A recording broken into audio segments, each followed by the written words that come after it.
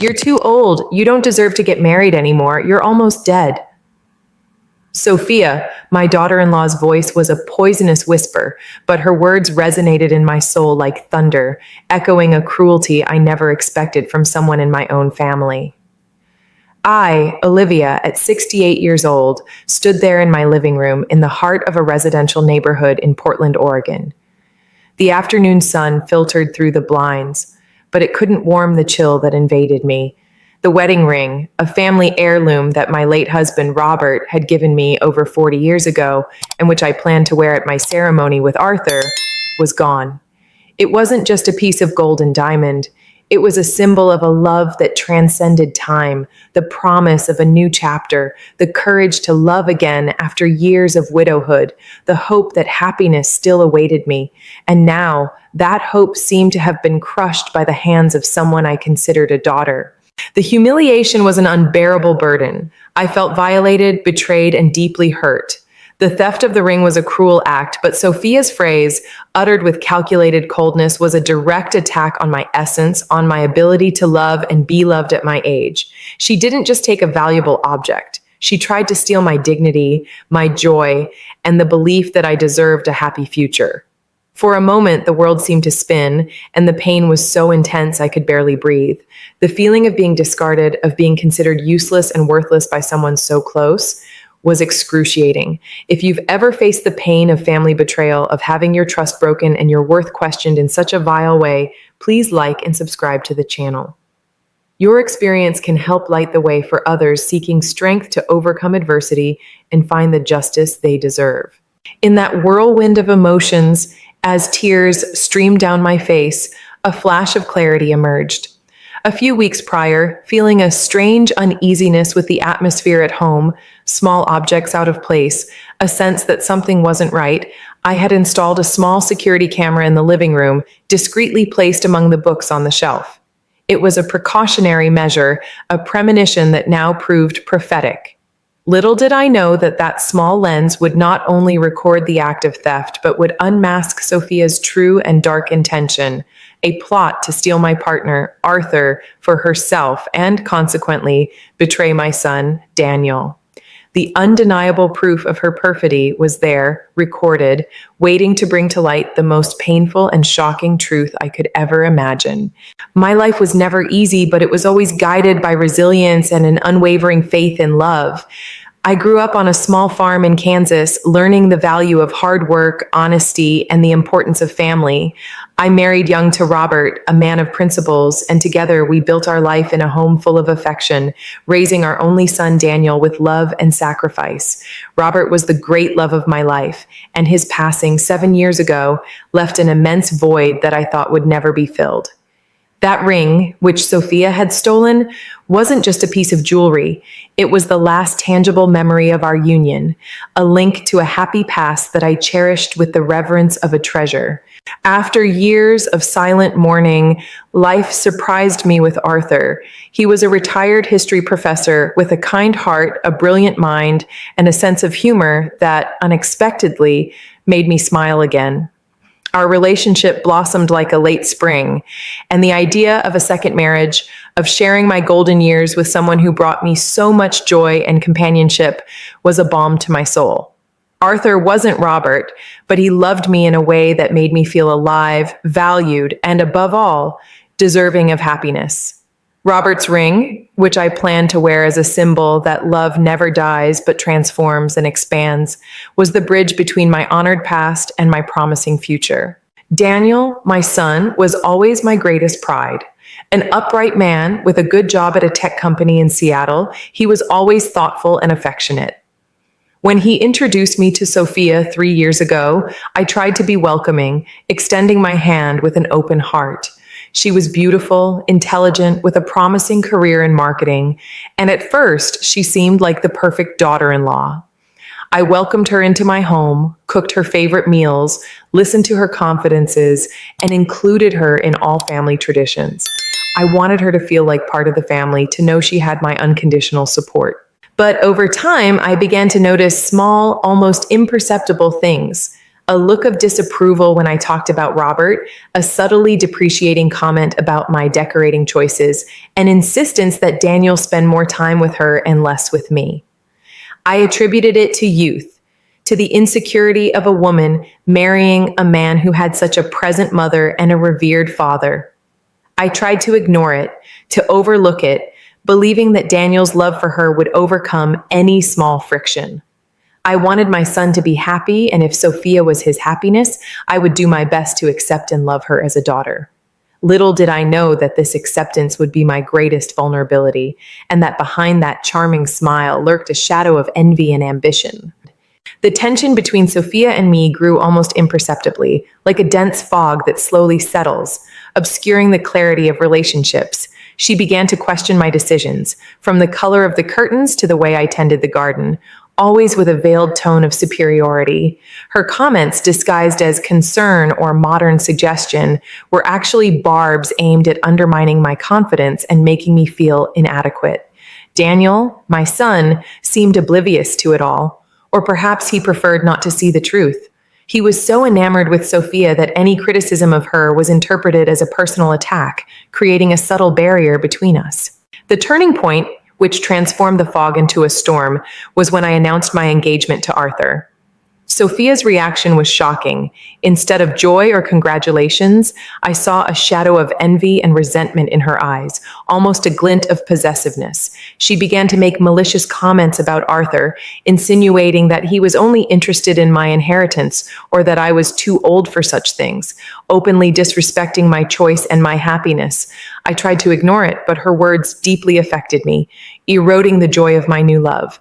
Robert's ring, which I wore every day as a talisman, became a constant target of her covetous glances. The idea of installing the camera came from a series of small but disturbing incidents. My jewelry, which I kept in a jewelry box on my dresser, always seemed to be out of place, slightly shifted. Small amounts of money disappeared from my purse, and I felt like I was losing my mind, doubting my own memory. It was then that, by an instinct of self-preservation and a growing distrust, I decided to act. I bought a small, high-definition security camera and cleverly hid it on the living room bookshelf, camouflaged among the books, pointed at the area where I usually left my most valuable possessions. It was an extreme measure, but I needed answers and peace of mind. The day of the theft was a rainy Tuesday, typical of Portland. I had gone out for lunch with Arthur, leaving Robert's ring on the dresser, as usual. Upon returning, I felt a chill run down my spine. The jewelry box was slightly ajar, and the ring was gone. My heart pounded in panic. I rushed to the computer, my hands trembling, and accessed the camera recordings. What I saw left me in shock, a blow that took my breath away. Sophia, my daughter-in-law, entering the room, looking around to make sure she was alone. She went straight to the dresser, took the ring, and before putting it in her own pocket, she looked at the camera, unaware she was being recorded, and uttered the words that would haunt me. "You're too old. You don't deserve to get married anymore. You're almost dead." But the worst was yet to come. The recording continued, and Sophia made a call, talking to someone about getting the old lady out of the way and finally having what's mine. The voice on the other end was unmistakable. Arthur. At that moment, my world collapsed. My daughter-in-law not only stole my ring, she was plotting to steal my fiancé and betray my son. The police were already on their way.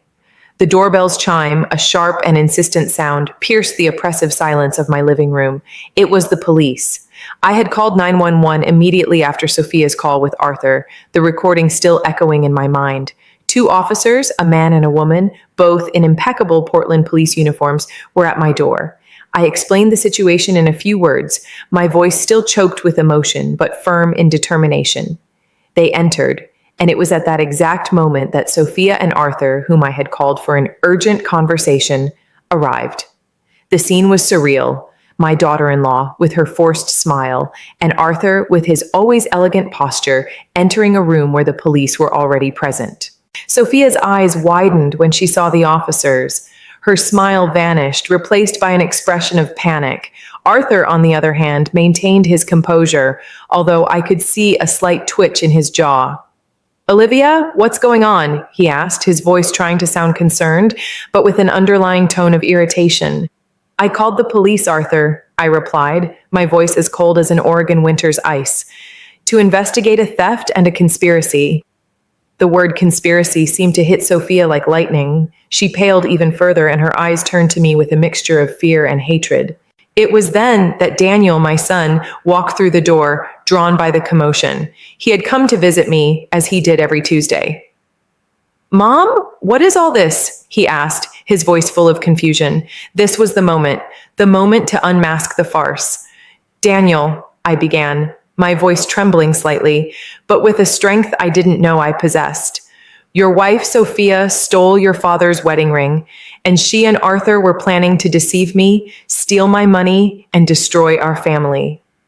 The words poured out like a torrent, and the shock on Daniel's face was devastating. He looked at Sophia, then at Arthur, then at me, as if trying to piece together an impossible puzzle. The officers called for calm and began asking questions. I, with the recording in hand, handed over the device. Everything you need to know is right here, I said, pointing to the small recorder.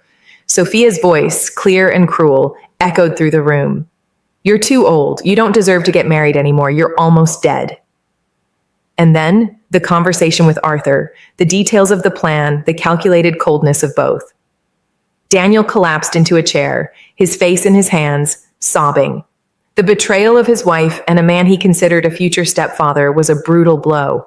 Sophia tried to deny it, stammering flimsy excuses, but the recording was undeniable. Arthur, for his part, tried to defend himself, claiming it was a misunderstanding, that Sophia had manipulated him. But the evidence was clear. He was an active participant in the plot. Justice, which had seemed so distant, was finally knocking at the door. The silence that followed the playback of the recording was deafening, broken only by Daniel's sobs and the sound of one of the officers' pens writing. Sophia, with a pale face and trembling lips, tried one last gambit. This is a misunderstanding, Olivia. You're old and confused. I was just joking with Arthur, trying to play a trick on you. Her voice was hysterical, but the coldness of her recorded words contradicted her. Arthur, with a disturbing calm, tried to distance himself. Olivia, I swear I didn't know the extent of Sophia's plan. She seduced me, manipulated me, promised me a life of luxury. I was weak, I admit, but I'm not a criminal. Their attempt to blame each other was pathetic, but it revealed the true nature of both. Daniel, my son, stood up, his eyes red and swollen, but with a contained fury I had never seen. He approached Sophia, who recoiled. A joke, Sophia? Is it a joke to steal my mother's wedding ring? Is it a joke to plan to steal her fiancé? Is it a joke to betray me, make a fool of me while you plotted to destroy the woman who gave me life? His voice was a growl, and Sophia cowered. He then turned to Arthur, who tried to avoid his gaze. And you, Arthur? The man my mother loved, whom I trusted, whom I was about to accept as part of our family. You are a worm, a parasite who took advantage of a good woman's vulnerability. The officers intervened, separating Daniel from Arthur and Sophia. They explained the legal procedures, everyone's rights. Sophia was handcuffed on charges of theft and conspiracy. Arthur, in turn, was detained for questioning, and the possibility of being an accomplice in a scheme of fraud and manipulation was real. As the officers led Sophia out, she shot me a look of pure hatred, a silent promise that this wouldn't end there. But I, Olivia, felt no fear. The pain was still present, but the feeling of justice beginning to be served was a balm. Daniel, on the other hand, was in pieces. The woman he loved, the mother of his future children, was a criminal and a manipulator. The man he respected, a traitor. His world had crumbled in a matter of minutes. I hugged him, feeling his body tremble.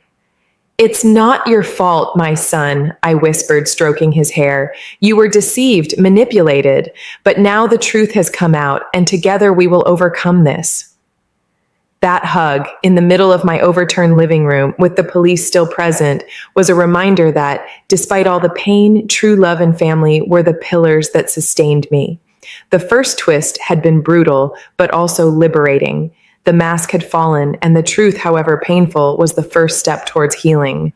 The days that followed were a whirlwind of emotions and bureaucracy. The news of the scandal spread quickly through the small community of Portland, Oregon. The names of Sophia and Arthur, once respected, were now synonymous with betrayal and manipulation. The local media, always eager for a good story, reported the case in detail, turning my pain into a headline. I, Olivia, who had always valued discretion, found myself in the eye of a hurricane. Lawyers, depositions, the exhaustive repetition of the facts. Every time I told the story, I relived the humiliation, but I also felt the strength of my determination. Sophia, after being formally charged, was released on bail, but with severe restrictions. Arthur, for his part, tried to defend himself by claiming he was a victim of Sophia's manipulation. But the recording and other evidence the police found in his apartment, including emails and text messages, further incriminated him. He lost his job as a professor, and his reputation was destroyed.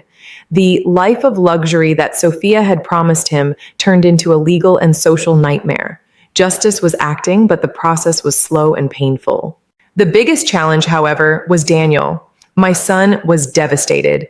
Sophia's betrayal hit him in a way I feared he would never recover from. He isolated himself, refusing to speak to anyone except me. His faith in people, in love, in his own judgment was shaken. He had loved Sophia deeply, and the discovery of her true nature left him in a state of shock and disbelief.